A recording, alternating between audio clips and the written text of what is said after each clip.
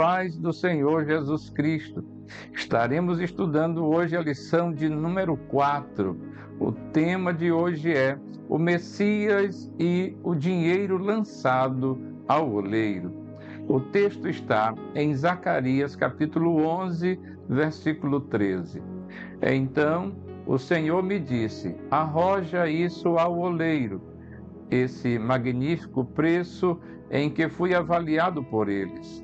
Tomei as 30 moedas de prata e as arrojei ao oleiro na casa do Senhor. Na lição anterior, vimos que o profeta Zacarias foi até aqueles para quem trabalhava e pediu que lhe pagassem o que achavam que ele valia, e eles lhe deram 30 moedas de prata.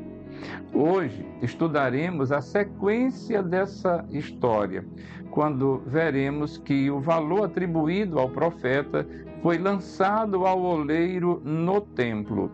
A profecia se cumpre de modo muito claro em Mateus capítulo 27, dos versículos 3 ao 7, que diz: então Judas, o que o traiu, vendo que Jesus fora condenado, tocado de remorso, devolveu as 30 moedas de prata aos principais sacerdotes e aos anciãos, dizendo: pequei traindo sangue inocente.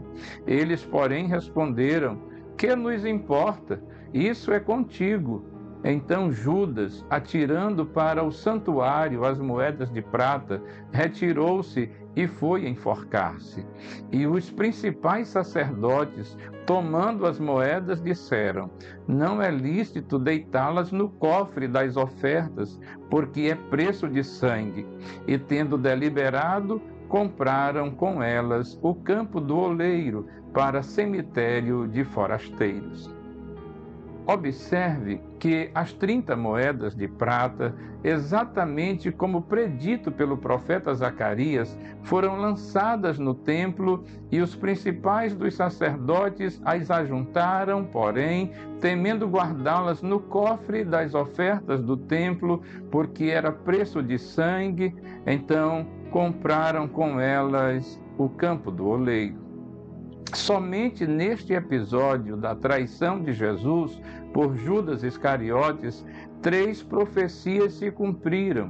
Seria isso uma coincidência? Será que Judas e os principais sacerdotes tinham consciência de que estavam cumprindo as profecias do profeta Zacarias? Com certeza não tinham consciência disso.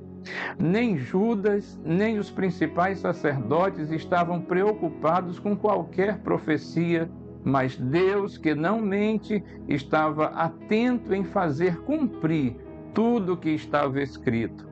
Podemos dizer que Judas Iscariotes e Pedro traíram a Jesus. Judas quando o vendeu e Pedro quando o negou. Judas, ao reconhecer seu pecado, por não ser convertido a Cristo, por não o amar de verdade, sentiu remorso e deu cabo de sua vida. Pedro, ao reconhecer o seu pecado, por ser convertido e amar ao seu mestre, se arrependeu e foi perdoado. Sem arrependimento sincero, não há perdão. Desse modo, todos devemos nos apegar com confiança à palavra de Deus, por ser a verdade absoluta. A Bíblia nos revela a vontade de Deus para a vida de todo ser humano.